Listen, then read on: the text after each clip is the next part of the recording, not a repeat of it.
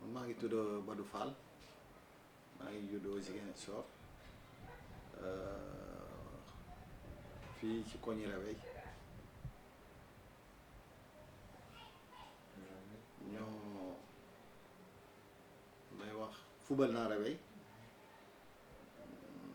xam naa Réveil lu bëri lu fi romb di wax ne man bu ma doon fubal Réveil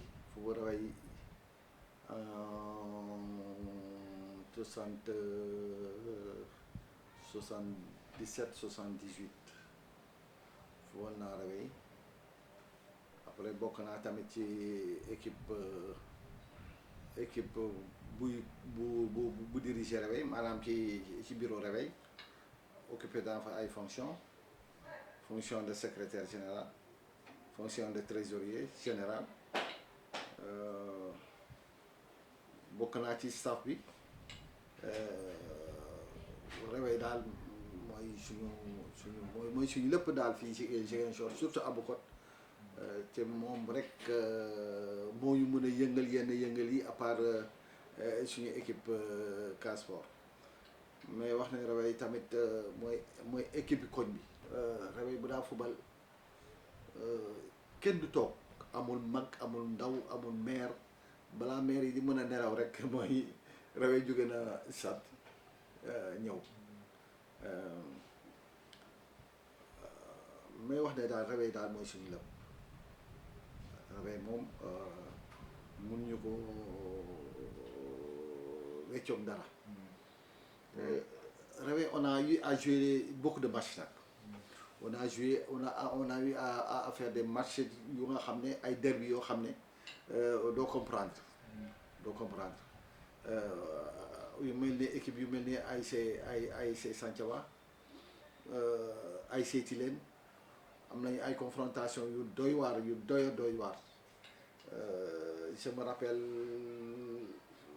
ban année la sax je crois que ça doit être en 81 yooyu bu ñuy fubal contre Santhiaba c'était vraiment hors norme quoi parce que Santhiaba dañu demoon ba final dañu demoon ils ont eu à recruter des internationaux gambiens ñëw ñu fubal ak ñoom mais ils nous ont mené un quart d'heure infernal boo xam ne doy na waar daal duggee ci terrain bi yaakaar ne Santhiaba dinañu rey dinañu doggali mais heureusement qu'on avait des joueurs yu nga xam ne ay joueurs yu expérimentés ku mel ni Feu Cheikh Diop ñoom Babo ñoom ñëpp ñoo fa nekkoon daal mais yàlla def ñu fubal ak ñoom ñu gagné leen je crois 2-1 ñu ne Réveil moo gagné équipe CEDEAO boobu la CEDEAO ñu ne équipe Réveil moo gagné équipe CEDEAO on a eu à jouer encore avec ASC Tilène ASC Tilène nag amoon na benn année je crois que c'était en 82 xaw ma 83 non 87 je crois qu'on a joué avec le Réveil on a joué avec l'ASC Tilène c'était en 87 bu ñu joué ak ASC Tilène c'était difficile tamit boobu tamit beneen affaire parce que bu njëkk nawetaan yi c'était parce que c'était vraiment autre chose nawetaan yi beneen dimension la woon parce que les équipes se balaient et ils n'avaient pas cette fragmentation d'équipe là les équipes étaient benn quartier dina am au moins maximum dina am ñaari équipe mais fii léegi fi ñu toll nii da ngay gis benn quartier dina am 5-7 équipes moo de ce qui fait que doo am équipe bu dëgër bu njëkk ASC Santhiaba moo fa nekkoon Santhiaba ak nu mu réyee noonu ASC Santhiaba fii nag on avait am fii amoon nañu ASC Réveil après ñu am ASC Tessito après ñu am ASC Deggo comprendre c'était des équipes yu nga xam ne ay équipes yu solide booy joué ak ñoom sax beneen affaire lay doon et puis amoon na Tabaka à côté c'était autre chose c'était vraiment génial doo comprendre mais wax ne Réveil on le sent même sax léegi à travers les gosses yi yoo les réveil di léegi parce que réveil c'était ci suñu deret la nekkoon suñu deret la nekkoon parce que réveil jaral nañ ñu woon lu ne jaral nañu ko lu ne jaral nañu ko on laissait nos familles ici dañuy dem def lu nekk pour réveil tout on faisait tout pour réveil vraiment et puis on avait encore yàlla dafa def réveil dañu amoon nañ équipe mais amoon nañ ay dirigeants parce que équipe boo gis bu ñu ne équipe da nga xam ne dirigeants yi la joueurs yaa ngi ci gaa waaye dirigeants yi le réveil avait des dirigeants ils avaient des hommes efficaces ku mel ni ay Lamdo ñeneen ñi nga xam ne gaañu nañu ñu bëree ñu ngi fi woon non ñu mel ni Samba Gakou kon que ñuy jooy ba léegi moom daal vraiment mënuñu wax réveil te duñu tudd Samba Gakou mënuñu ko wax parce que moom réveil jaral na ko mu sacrifier famille am saa tax réveil parce que ñëpp à Ziguinchor on savait que Samba Gakou c'est le réveil était boo nee réveil rek mooy laa nga fibre am boo nee réveil rek mooy laa nga Samba Gakou il faisait tout il se sacrifiait en tout cas il faisait beaucoup de choses il aimait le réveil franchement daf ko bëggoon te daleewul ci moom sax parce que il nous disait que yaayam bu njëkk bu ñu gënoon a nekk ay xale yaayam dafa doon cuub maillot yi mu leen koy jox ñoom ñuy kii ñoom ñuy sol. voilà message à la jeunesse. waaw may wax jeunesse bi nañu roy ci mag yi bien qu'on jouait avec les autres ASC mais il n'avait pas cet esprit d'animosité on était des copains bu ñu fubalee bu jeexee jeex na peut-être que dans la rue comme ça bu ñu koy mais après loolu ça passe vite léegi nag nawetaan dafa war a fédérer la jeunesse là dañu war a ku nekk xam ne nawetaan du affaire jël ay jaas yi di xaajante wala di sànnante ay xeet noonu nawetaan dafa war a nouer ay relations yu sincères entre les jeunes ñu mun a xamante ñuy mun a demalante ñuy mun a jëflante mais apparemment cette jeunesse là comprendre gunu rôle yi nawetaan defuñu ko dañ ko defoon pour xale yi xamante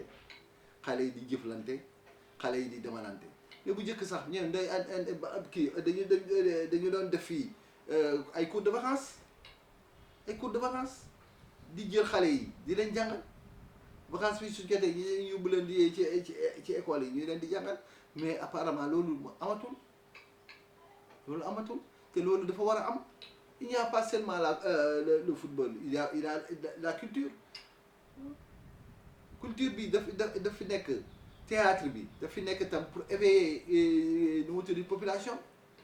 mais il faut que les gens là s'attardent sur ça du football bi rek mooy nawetaan non